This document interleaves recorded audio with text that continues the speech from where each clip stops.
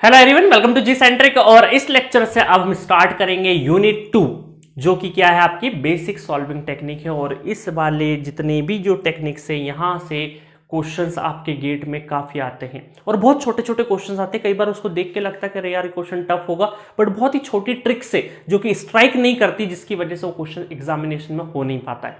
देखिए क्या होता है ना, एग्जाम में आपको कॉन्सेप्ट आता है, बट क्या होता है 3 घंटे में प्रेशर सिचुएशन में, है ना। प्रेशर सिचुएशन कैसा, जस्ट लाइक आप छोटे रहे होंगे और या मम्मी या पापा किसी से भी डरते होंगे, है ना, किसी एक से तो डरते होंगे। और जब आप होमवर्क कर रहे हैं और तुरंत आके वो पास में खड़े हो जाए आपके और वो देख रहे होते, तो उस टाइम पर हमें आती हुई चीजें कई बार हम क्या हो जाते हैं, भूल जाते हैं। तो वो जो प्रेशर है ना, सेम प्रेशर एग्जामिनेशन में होता है, बट वहाँ वर्चुअल जो प्रोफेसर होते हैं वो वर्चुअली बैठे रहते हैं आपके ऊपर। तो सिमिलर प्रेशर जो आप अपने घर में जब छोटे थे, जब होमवर्क करते थे और पेरेंट्स खड़े रहते थे, वैसा ही कि वैसा प्रेशर आपका एग्जामिनेशन में भी होता है। तो आपको इस प्रेशर को हैंडल करना पड़ेगा, अपनी नर्व्स जो है उसको कहीं ना कहीं काम और कंट्रोल रखना पड़ेगा, ठीक है। और उसके लिए कुछ नहीं करना है, आपने जो सीखा है ना उस पर भरोसा रखिए, करना कुछ भी नहीं, आपने जो सीखा उस पर भरोसा रखिए। बिल्कुल आने दो, क्वेश्चन आएगा, क्वेश्चन को बहुत ही केयरफुली रीड करिए, बहुत ही सिंसियरली रीड करिए। रीड करते टाइम पे इधर उधर की चीजें नहीं सोचना है और रीड करते से ही उस क्वेश्चन को ट्राई करना है। आता है तो ट्राई करना, नहीं आता तो आगे बढ़ना, इतना सा सिंपल सा चीज है। तो ये जो टॉपिक्स है ना, नेटवर्क में हर बार बहुत सारे स्टूडेंट उलझ जाते हैं। ये है तो दिखने में तो बहुत छोटे, कोई केसीएल पूछेगा, incoming equal to outgoing, KVL पूछेगा, algebraic sum of voltages zero कर दो, ओम्स लॉ पूछेगा, V equal to I, equivalent sources हम कर लेंगे, आरएलसी कर लेंगे, स्टार डेल्टा कर लेंगे। तो ऑन पेपर तो ये बहुत ही अच्छे दिखते, बट ये जब इनका यूज क्वेश्चन के अंदर होता है ना, तब बहुत ही ज्यादा दिक्कत फेस होती है, ठीक है। चलिए, तो हर चीज को हम लोग देखेंगे, केवीएल, केसीएल। बाकी मुझे थ्योरी बताने की जरूरत नहीं है, बट जहां जहां मुझे लगेगा कुछ कुछ चीजें बताने की, वो मैं बताते जाऊंगा। तो सबसे पहले क्वेश्चन से ही स्टार्ट करते हैं। Question number 7, find R in ohms. तो ये आर की वैल्यू, तो क्वेश्चन पहले आपका जो सर्किट है उसको बहुत अच्छे से देखना है आपको कि जो पूछा है वो कहां लिखा है। पहले तो ये आइडेंटिफाई करना, तो आर कहां है, 5 4, ये इस तरीके दे रखा, आर दे रखा है, ठीक है। आपको फाइंड आउट करना है, काई में फाइंड आउट करना है, मिली ओम, ओम, है ना, मेगा ओम, कुछ भी हो सकता है। तो आपको पहले उसकी यूनिट भी ध्यान रखनी है। चलिए, अब उसके बाद क्या करना है, वीडियो को पॉज करिए और ट्राई करिए सबसे पहले तो, है ना, और मेरे साथ फिर मेरा सॉल्यूशन भी जरूर देखना। अब देखिए, अब मैं सॉल्व कर रहा हूं इसको, पहले देखिए अप्रोच को समझिएगा। ये सर्किट है, बिल्कुल घबराना ही है, देख के कहां से स्टार्ट करें, कुछ नहीं करना है। रेजिस्टेंस पूछा है, तो अगर इस रेजिस्टेंस का वैल्यू तभी पॉसिबल है जब इसके अक्रॉस का अगर मुझे वोल्टेज पता रहेगा, वोल्टेज, और यहां का मुझे करंट पता रहेगा। अब आप बोलोगे सर आपने प्लस माइनस और करंट का डायरेक्शन कितनी आसानी से ऐसे क्यों अज्यूम कर लिया, उल्टा भी तो कर सकते थे। बिल्कुल कर सकते थे, उल्टा भी कर सकते थे, ये आपके ऊपर है। आपने अगर प्लस माइनस का डायरेक्शन इस तरीके से लिया और V इक्वल टू अगर पॉजिटिव आ गया, इसका मतलब आपने डायरेक्शन सही लिया है। निगेटिव आ जाएगा, इसका मतलब अपना डायरेक्शन रिवर्स कर देंगे। समझ में आया कॉन्सेप्ट। तो जब तक अगर मुझे यहां का वोल्टेज और अगर करंट पता नहीं चलेगा, जब तक मैं रेजिस्टेंस की वैल्यू नहीं निकाल सकता। और वोल्टेज पता करने के लिए मुझे कहीं ना कहीं केवीएल लगाना पड़ेगा, कोई भी लूप हो चाहे केवीएल लगाना पड़ेगा। और ये करंट पता करने के लिए मुझे कहीं ना कहीं इस नोड पे केसीएल लगाना पड़ेगा। इतनी चीज मुझे यहां से समझ में आती है। फिर आगे बढ़ते हैं, है ना, इतनी एक एक चीज करते हुए आगे बढ़े, इतनी चीज हो गई। अब दूसरा है कि इस V को फाइंड आउट करने के लिए मुझे यहां का ड्रॉप भी चाहिए, यहां का भी वोल्टेज चाहिए, यहां का भी चाहिए, हर जगह का चाहिए। तो कौन सा वोल्टेज बड़ी आसानी से नजर आ रहा है। अगर मुझे यहां का वोल्टेज, यहां का वोल्टेज, यहां का वोल्टेज पता चल जाए तो मैं केवीएल घूमूंगा तो वोल्टेज आ जाएगा, ठीक है। बट मुझे यहां का वोल्टेज बड़ी आसानी से नजर आ रहा है क्योंकि ये करंट का डायरेक्शन 4 एम्पीयर गिवन है और रेजिस्टेंस है, तो प्लस माइनस जहां से एंटर करेगा वहां प्लस। तो ये कितना हो गया, 4 × 4, 4 चौक 16 वोल्ट, ठीक है। ये हो गया 16 वोल्ट। आई बात समझ में। बट अभी यहां का वोल्टेज नहीं निकल सकता क्योंकि ये करंट मुझे जब तक पता नहीं चलेगा, जब तक यहां का वोल्टेज नहीं पता कर सकते। जब तक यहां का वोल्टेज नहीं पता चलेगा तो उसके बाद की तो कहानी हो ही नहीं सकती। तो इसका मतलब है मुझे कहीं ना कहीं केसीएल से बहुत जल्दी आपको करंट लेके आना पड़ेगा। अब यहां पर देखिए, इस केसीएल को देखेंगे, केसीएल नंबर A को, तो यहां पर 10 एम्पीयर इधर जा रहा है, 4 एम्पीयर इधर जा रहा है। तो अगर मैं यहां पे करंट कुछ इस तरीके से मान लेता हूं, थोड़ी देर के लिए मैंने करंट को यहां से I1 करंट मान लिया है, तो क्या मैं I1 केसीएल लिख सकता हूं, केसीएल एट A, तो I1 कितना हो जाएगा, इनकमिंग हो जाएगा 4 + 10, तो कितना हो गया 14 एम्पीयर। तो ये करंट आपका आ जाएगा 14 एम्पीयर आ जाएगा। I1 क्या आ जाएगा आपका 14 एम्पीयर करंट निकल आएगा। 14 जैसे ही निकल आया तो आप यहां पर वोल्टेज ड्रॉप निकाल सकते हैं। तो 14 पंजे कितना हो गया 70 वोल्ट, 70 वोल्ट का 14 पंजे 70, 70 वोल्ट का आपका वोल्टेज ड्रॉप हो रहा है। अब यहां का वोल्टेज पता है, यहां का वोल्टेज पता है, यहां का वोल्टेज नहीं पता, यहां का भी नहीं पता और यहां का भी नहीं पता है। बट आपको एक चीज तो माननी पड़ेगी कि अगर यहां पे 14 है और इधर 6 एम्पेयर आ रहा है तो यहां पे जाने वाला करंट भी पता कर सकते हैं। और ये करंट का डायरेक्शन थोड़ी देर के लिए मैं कुछ इस तरीके से I2 करंट मान लूं, तो यहां पे KCL पॉइंट B पे KCL लगा दूं, तो KCL एट B इनकमिंग कितना है 6, आउटगोइंग कितना है 14 प्लस I2, तो I2 कितना हो जाएगा, I2 हो जाएगा 6 minus 14 that is minus 8 ampere. Minus आ रहा है, इसका मतलब जो मैंने डायरेक्शन कंसिडर किया है उसका उल्टा है। इसका मतलब मेरा ओरिजिनल डायरेक्शन जो है, ये मैंने अभी जो कंसिडर किया है वो अब नहीं लेना है, और उसके अलावा मुझे क्या करना है, करंट के डायरेक्शन को बदल देना है I2। तो ये बोल सकता हूं कि यहां पे जो करंट है वो भी क्या हो जाएगा, आपका पॉजिटिव हो जाएगा। समझ में आया ना? ऐसा नहीं कि सर ने कैलकुलेशन गलत कर दी, मैंने देखा कि जो मैंने जो एज्यूम किया, जो डायरेक्शन उसका उल्टा आ रहा है, नेगेटिव आ रहा है, इसका मतलब मैंने जो एज्यूम किया उसका उल्टा होगा, तो मैंने उधर की साइड एज्यूम किया था, अब इधर की साइड कर दिया। अब करंट का डायरेक्शन सही है और इसकी वैल्यू भी कितनी है 8 एम्पेयर करंट है, तो 8 एम्पेयर करंट यहां पे आ रहा है। तो अब KCL तो लगाने की जरूरत नहीं ना बार बार, तो 8 इधर जा रहा है 10 इधर आ रहा है, तो इसका मतलब 10 में से 8 इधर चली गया तो बचा हुआ 2 एम्पेयर इधर है। 2 जब इधर आया है, 2 इधर आया है, तो ये 2 एम्पेयर यहां पर भी आएगा, तो इसका मतलब प्लस माइनस तो कितना हो गया 4 वोल्ट, 4 वोल्ट आ गया। अब आपका डाउट होगा सर अभी भी मुझे यहां का वोल्टेज नहीं पता है, यहां का वोल्टेज नहीं पता, क्योंकि इस सोर्स के अक्रॉस का वोल्टेज अभी भी नहीं पता है। तो टेंशन वाली बात नहीं है, पहले वोल्टेज निकालो फिर KVL घूमो, इसकी बजाय मैं KVL इस तरीके से भी तो घूम सकता हूं, KVL मैं आउटर लूप में भी घूम सकता हूं, है ना। इस तरीके से जाके देखो, मैं वापस हटा दूंगा, ये इस तरीके से जाके KVL घूम सकते हैं, है ना। तो वो वाला KVL हम लोग घूम जाते हैं, तो पूरे आउटर लूप में अगर मैं KVL घूम जाऊंगा तो मेरा आंसर आ जाएगा। तो कितना हो जाएगा, चलो स्टार्ट करते हैं, कहां से 16 से स्टार्ट करते हैं, 16 देन प्लस 70, ठीक है, देन आपका minus V then minus 4 equal to 0, तो V इक्वल टू कितना हो जाएगा, ये हो गया 80, 86 में से 4 चले गया तो 82 वोल्ट हो गया, ठीक है 82 वोल्ट, और V की वैल्यू 82 आ गई है, तो रेजिस्टेंस कितना हो जाएगा, थोड़ी देर के लिए वोल्टेज डिवाइडेड बाय करंट, तो ये 82 डिवाइडेड बाय कितना 2, तो कितना हो गया 41 ओम हो गया। समझ में आया? तो बहुत ही सिस्टमेटिक क्वेश्चन था ये, और अच्छे क्वेश्चंस में से गिना जाता है ये। जब भी क्वेश्चन इस तरह के आएंगे वो 2 मार्क्स में जरूर आएंगे। अब बहुत सारे लोगों ने ट्राई किया होगा, तो उन्होंने ये 70 वोल्ट को KVL लगा के पहले इसके अक्रॉस भी 70 वोल्ट लेके आ गए होंगे, और वो इस तरीके से KVL घूम गए होंगे, एक ही बात है, कोई दिक्कत नहीं है। कुछ लोगों ने हो सकता है और अलग तरीके से भी किया होगा इस क्वेश्चन को, उनका भी सही है। कुछ लोगों ने KCL वहां पर नहीं फाइंड आउट करके 6 एम्पेयर इधर जा रहा है 4 इधर आ रहा है, ऐसे भी किया होगा। देखिए कुछ लोगों ने यहाँ पे 6 एम्पेयर इधर जा रहा है 4 इधर से आ रहा है, तो यहाँ पे करंट बड़ी आसानी से फाइंड कर लिया होगा, तो वैसे भी कर सकते हो। तो ये तो अपना अपना कंफर्ट जोन है, आप कहाँ से क्वेश्चन को ट्राई कर रहे हैं, ठीक है। बट मुद्दा ये है कि बहुत ज्यादा शॉर्टकट के चक्कर में ऐसा नहीं हो जाए कि गलत हो जाए, क्योंकि नेटवर्क जो है ना उसको सॉल्व करने के मल्टीपल तरीके हैं। अब बहुत सारे लोगों ने नोडल भी लगाया होगा यहाँ पे, बट अभी मैं नोडल और मेश पे आऊंगा। कुछ क्वेश्चन ऐसे होते हैं जहां पे नोडल मेश की जरूरत नहीं होती है, उस तरह के क्वेश्चन मैं अभी करवा रहा हूं। जब मैं नोडल मेश कराऊंगा तब उसके ऊपर कराएंगे, है ना। तो मजा आया क्वेश्चन को? तो क्वेश्चन को देख के घबराना नहीं है, चीजों को पहले क्या दे रखा है क्या नहीं है, बस ये है कि प्लस माइनस के साइन, कैलकुलेशन मिस्टेक, ये चीजें नहीं होना चाहिए, क्योंकि बहुत लोगों ने ट्राई किया होगा ईमानदारी से, तो उनका कैलकुलेशन मिस्टेक भी हुआ होगा, गारंटीड हुआ होगा, ठीक है। तो अंडर कॉन्फिडेंस नहीं आना, ये अच्छे क्वेश्चन है। किसी का गलत भी हो रहा तो प्लीज गलतियों से सीखे, उसको ऐसा नहीं लेना, अपने ऊपर हावी नहीं होना कि मेरा नेटवर्क वीक है, इस तरह का भी नहीं सोचना है। चलिए नेक्स्ट क्वेश्चन देखते हैं। Question number 8, find R and Vx। तो कहां है भैया R? ये R यहां पे है, Vx कहां है? Vx यहां पे। तो ये जो Vx है ये कहीं ना कहीं डिपेंडेंसी है, तो यहां पर आपको क्या दे रखा है, यहां पर आपको दे रखा है एक डिपेंडेंट सोर्स दे रखा है, voltage dependent voltage source given है, और उसकी डिपेंडेंसी का कहीं ना कहीं, जिस पे भी डिपेंडेंसी वो क्लू कहीं ना कहीं गिवन होगा, ये भी आपको पता है। अब देखिए यहां पर आपको ये अगर रेजिस्टेंस पता करना और VR पता करना है, तो यहां पर करंट की वैल्यू पहले पता करनी पड़ेगी, करंट भी चाहिएगा यहां पे, और करंट के साथ साथ आप केवीएल लगा के वोल्टेज फाइंड आउट कर सकते हैं। और केवीएल लगाने के लिए वीआर है, वीएक्स है, यहां पर वोल्टेज ड्रॉप चाहिएगा, यहां पे वोल्टेज, और यहां का तो वोल्टेज गिवन है। तो अब हम लोग चलते हैं, यहां पर कितना हो, 6 एम्पेयर इधर से जा रहा है, 2 एम्पेयर इधर से आ रहा है, 2 एम्पेयर इधर से आ रहा है, 6 इधर से आ रहा है, ठीक है।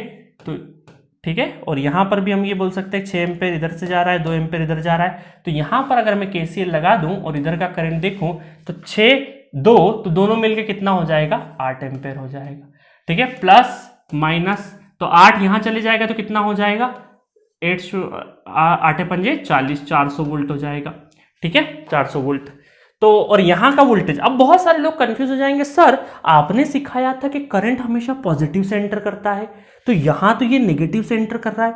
तो देखिए, जब भी हम लोग वोल्टेज पोलरिटी हमारी जब बनाएंगे, जो क्वेश्चन में गिवन नहीं रहेगी, हम जो सॉल्यूशन में वोल्टेज पोलरिटी हमारे हिसाब से बनाएंगे वो वैसे ही बनाना है कि जब भी करंट एंटर करेगा तो पॉजिटिव से करेगा।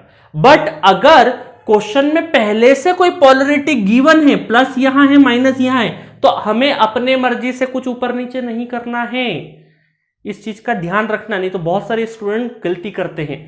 अगर क्वेश्चन में वो नेगेटिव से एंटर करा रहा है, करने दो। वो बोल रहा है कि 10 वोल्ट का वोल्टेज जनरेट कर रहा हूं मैं बड़े से सोलर प्लांट से या बड़े से जनरेटर से, उसकी बात मानेंगे हम, उससे बहस आर्ग्यू नहीं करेंगे एग्जामिनेशन हॉल में। तो उसने जो भी आपको साइन दे रखा है, हमें पता है कि पॉजिटिव से एंटर करता है, बट उसके साइन के हिसाब से आंसर लाना है। इस चीज का ध्यान रखना, अपनी मर्जी से चेंज नहीं करना। हाँ, आपको Vx अगर पॉजिटिव आएगा, पॉजिटिव की जगह निगेटिव बोल देना उसको आंसर, क्योंकि उसने पोलरिटी प्लस माइनस तरीके से दे रखी, 2 एम्पेयर, हमें पता है ऐसा तो उल्टा होगा, बट उल्टा करके नहीं बोलना है उसे बोलना है कि अगर थोड़ी देर के लिए Vx की वैल्यू 10 वोल्ट आती है तो सामने वाले को क्या बोलना है, Vx माइनस 10 वोल्ट है ना। तो अगर इस पोलरिटी से आती, तो अभी हमें अपना दिमाग नहीं लगाना, जो पोलरिटी गिवन है उसके हिसाब से चीजें करना है, ठीक है। चलिए आगे बढ़ते हैं। तो आगे बढ़े, 8 एम्पेयर 8 एम्पेयर 8 एम्पेयर आया इधर, है ना। तो अब यहां पर केवीएल लगाते थे, केवीएल लगा देते हैं। तो यहां पर केवीएल लगाएंगे तो कितना आ जाएगा आपका, केवीएल का एक्सप्रेशन ये हो जाएगा Vx, है ना, प्लस Vx माइनस 400, ठीक है, माइनस 10 Vx, ठीक है, और ये हो जाएगा माइनस 1200, और ये हो जाएगा minus V R equal to 0। तो इस इक्वेशन में क्या हो जाएगा, ये हो जाएगा minus 9Vx minus V R, और इक्वल टू 12 और 4 16, तो उधर चले जाएगा 1600 वोल्ट। तो ये हो गई इक्वेशन नंबर 1। इस इक्वेशन में कितने अननोन है, Vx और Vr दो अननोन है, तो एक इक्वेशन और चाहिएगी। और मैंने हमेशा आपको बताया थ्योरी लेक्चर्स में कि एक दूसरी इक्वेशन जब भी डिपेंडेंट सोर्स हो तो जिसकी डिपेंडेंसी है, जहां पे क्लू गिवन होगा पूरे सर्किट में एक डिपेंडेंस पैरामीटर का, वहां से दूसरी इक्वेशन लाना है। और यहां से इक्वेशन क्या आएगी आपकी, यहां से इक्वेशन अगर आप देखोगे तो ये इक्वेशन आपकी यहां से Vx इक्वल टू कितना हो जाएगा, Vx equal to I into R, तो 100 इंटू 2, और ये काय का आपका माइनस के साथ में लिखोगे, क्या लिखोगे, 200 वोल्ट काय का माइनस का। क्यों, क्योंकि इसकी पोलरिटी के हिसाब से हमने जो सीखा है कि पॉजिटिव से एंटर करना चाहिए, जब इन लोगों ने प्लस और माइनस उल्टा करके दिया है, जिसको हम इसको तो बदल नहीं सकते, है ना। पिछले क्वेश्चन में हमारे साथ में क्या था, हमने इसको बदल दिया क्योंकि हमने इनपुट दिया था, सॉल्यूशन हमने किया था, इस वजह से हमने पलट दिया। बट क्या इसको पलट सकते हैं हम लोग, नहीं पलटना है, क्योंकि ये क्वेश्चन में पहले से गिवन है, इसको बदलना नहीं है, ठीक है। तो अब कितना हो जाएगा, ये 200 तो हमने क्या किया, पलट नहीं सकते, बट हम लोग माइनस के साथ उसको रिप्रेजेंट कर सकते हैं। तो हमने क्या किया, यहाँ पे फिजिकली बदला नहीं है, बट हमने क्या कर दिया, माइनस का साइन लगा दिया, क्योंकि हमारे लॉ के हिसाब से, हमारी कैलकुलेशन के हिसाब से ये नहीं होना चाहिए, ठीक है। अब देखिए, अब क्या करेंगे हम लोग, तो इस Vx को यहाँ पे पुट कर देते हैं, तो कितना हो जाएगा, माइनस 900 इंटू माइनस कितना हो गया, 200 minus V R equal to 1600, ठीक है। तो ये हो जाएगा आपका ये 1800 positive 1800 minus V R equal to 1600, तो ये उधर जाएगा तो कितना हो जाएगा, माइनस वी आर 1600 माइनस 1800, तो माइनस 200, तो वी आर कितना हो जाएगा, वी आर हो जाएगा 200 वोल्ट, वी आर कितना हो जाएगा 200 वोल्ट, ठीक है। तो देखिए वी आर का कैलकुलेशन सही है, क्योंकि यहां से जो करंट आ रहा है वो कितना आ रहा है आपका, 8 एम्पेयर आ रहा है ना। यहां से कितना आ रहा है आपका, 8 एम्पेयर करंट आ रहा है, 8 एम्पेयर करंट आ रहा है। तो अब हमसे क्या पूछा था, हमसे पूछा था Vx का वैल्यू। तो Vx का वैल्यू कितना आ जाएगा, Vx का वैल्यू आएगा -200 वोल्ट। याद रखना इस चीज को, अपनी मर्जी से प्लस माइनस नहीं करना है, ये प्लस और माइनस गिवन है पहले से, तो हमें क्या करना है, माइनस के साथ में आंसर लिखना है। अगर ये पहले से गिवन नहीं होता और हम सॉल्यूशन कर रहे होते तो हम ये माइनस लिखने की बजाय उसकी पोलरिटी बदल देते। तो या तो एक चीज कर लो, या तो पोलरिटी उल्टी रखो और आंसर निगेटिव से लिख दो, या फिर अभी तो हमें आंसर ही लिखना है, बट कभी ऐसा हो तो या तो फिर हमें क्या करना है, इसको बदल देना और माइनस हटा देना है। तो कोई भी एक चीज करना, दोनों चीजें मत करना, ठीक है। चलिए अब आपको आर की वैल्यू निकालनी, तो आर की वैल्यू बड़ी आसान है। आर इक्वल टू कितना हो जाएगा, V R divided by current. और वी आर कितना है, वी आर है आपका 200 डिवाइडेड बाय करंट कितना है 8, तो ये कितना हो जाएगा 25 ओम हो जाएगा। ठीक है, मजेदार क्वेश्चन था, मजा आया है ना, बहुत सारी चीजें सीखी थी। इस पोलरिटी का खासा ध्यान रखना है आपको। सो चलिए नेक्स्ट क्वेश्चन की तरफ बढ़ते हैं। तो question number 9, find I and V. तो सर्किट देख लीजिए, आई कहाँ दे रखा है आपको, आई आई आई यहाँ पे आई है और वी यहाँ पे दे रखा है। इन दोनों की वैल्यू आपको निकालनी है। सर्किट देखने में बड़ा सा कॉम्प्लेक्स नजर आ रहा है, कुछ लोगों को इजी नजर आ रहा होगा, कुछ लोग स्टार डेल्टा ट्रांसफॉर्मेशन में भी जाएंगे, उसकी नीड नहीं है। आपको क्लू ढूंढना है सबसे पहले, रेजिस्टेंस रेजिस्टेंस रेजिस्टेंस रेजिस्टेंस, ये आई निकालना है। अब देखिए आपको पता है कि आई निकालना है तो हमें क्या करना है, अब तो स्टेप समझ गए होंगे ना किस तरीके से जा रहे हैं हम लोग। हमें यहां पर वोल्टेज चाहिए, थोड़ी देर के लिए हम लोगों ने देखिए पॉजिटिव से एंटर किया तो पॉजिटिव, हम लोगों ने करंट के डायरेक्शन के हिसाब से वोल्टेज पोलरिटी बना ली। और ये वाला वोल्टेज जो V1 वोल्टेज है, अगर ये आ जाए, कैलकुलेट हो जाए तो हमारा काम बन जाएगा। V1 वोल्टेज आ जाए तो काम बन जाएगा, क्योंकि वोल्टेज आ गया तो रेजिस्टेंस है तो करंट आसानी से निकल आएगा। अब V1 आने के लिए हमें बहुत सारी चीजें देखनी पड़ेगी कि पूरे सर्किट में क्लू कहाँ दे रखा है, कहीं ना कहीं क्लू छुपा रहेगा। तो आपको क्लू, आपको ये 1 एम्पेयर करंट आपको क्लू के फॉर्म में नजर आ रहा है। तो यहां पर हम क्या करेंगे, वोल्टेज, यहां पर करंट है, रेजिस्टेंस है, तो वोल्टेज निकल जाएगा। Voltage equal to current into resistance, तो कितना हो गया 4 × 1 4 वोल्ट। चूंकि ये दोनों पैरेलल में है तो यहां का भी कितना हो जाएगा 4 वोल्ट हो जाएगा। यहां का 4 वोल्ट हो जाएगा तो यहां का जो करंट है वो कितना हो जाएगा, V डिवाइडेड बाई रेजिस्टेंस, तो 4 डिवाइडेड बाई 2 कितना हो गया 2 एम्पेयर हो गया। 2 एम्पेयर और ये 1 एम्पेयर, तो यहां पे मैं KCL लिखूं तो यहां पे कितना हो जाएगा आपका, यहां पे आपका 3 एम्पेयर हो जाएगा, 3 एम्पेयर।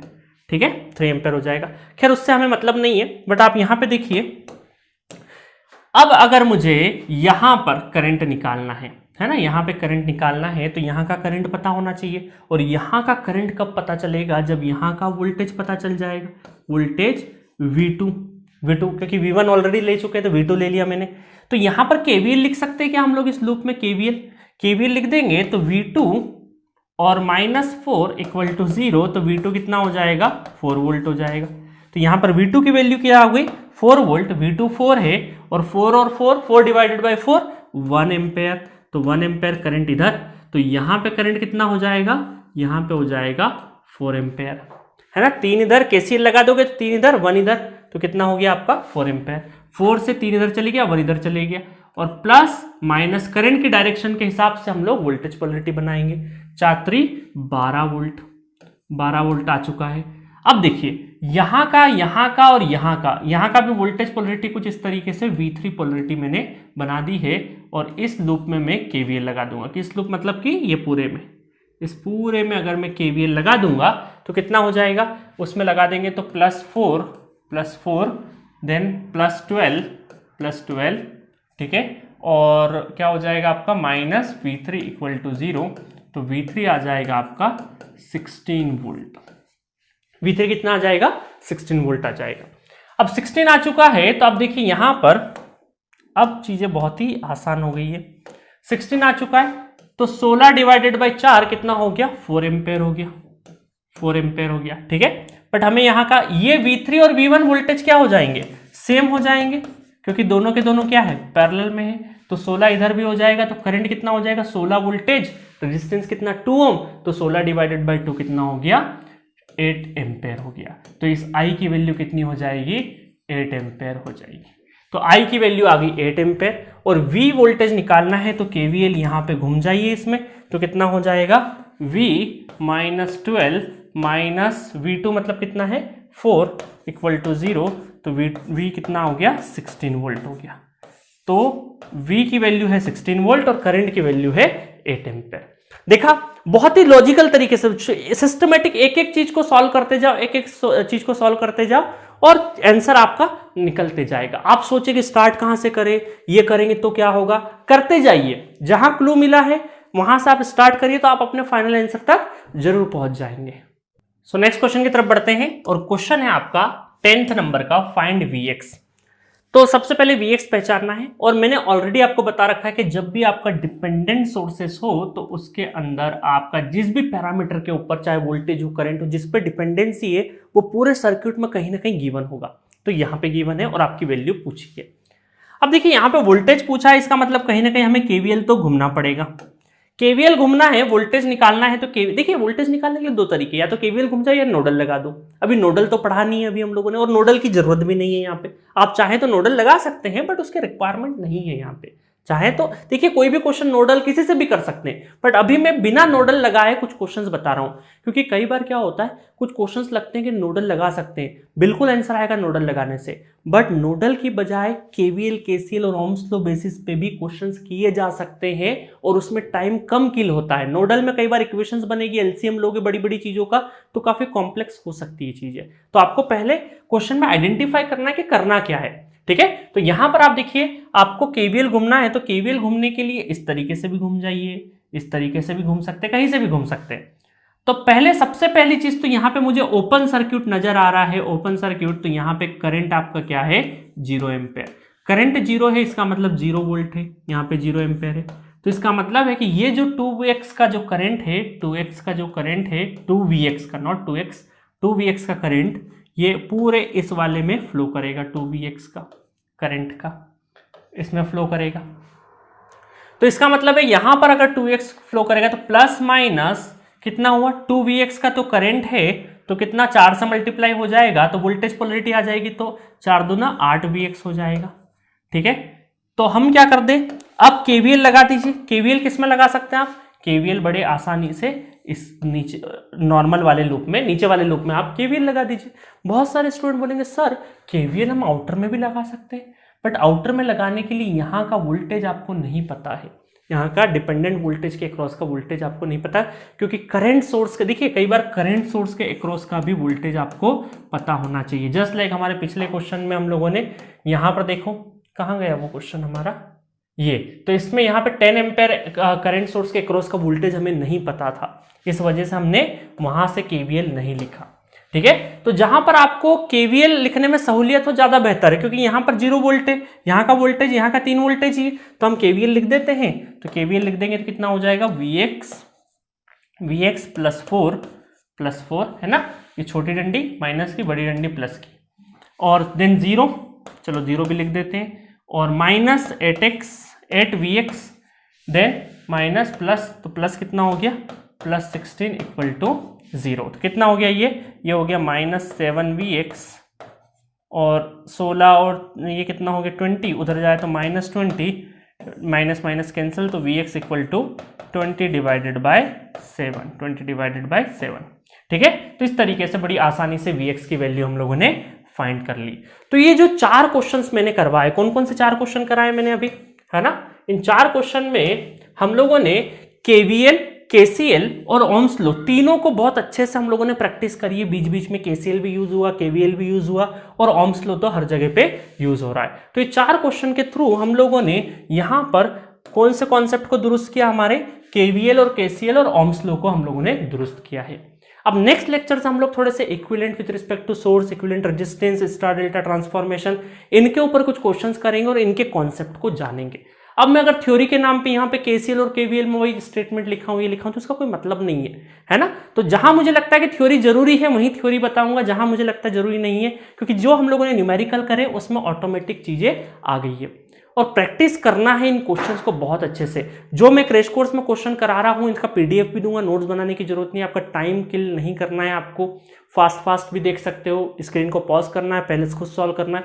तो जो मैं यहाँ न्यूमेरिकल करा इतने न्यूमेरिकल आपने सॉल्व कर लिए ना तो बहुत ही दुरुस्त हो जाएगा, आपका कॉन्फिडेंस काफी अच्छा हो जाएगा, क्योंकि थ्योरी भी निपट जाएगा, क्वेश्चन भी हो जाएगा। और गेट एग्जामिनेशन में यकीन मानिए बहुत ही इजी क्वेश्चन आते हैं, उस दिन क्लिक करना चाहिए।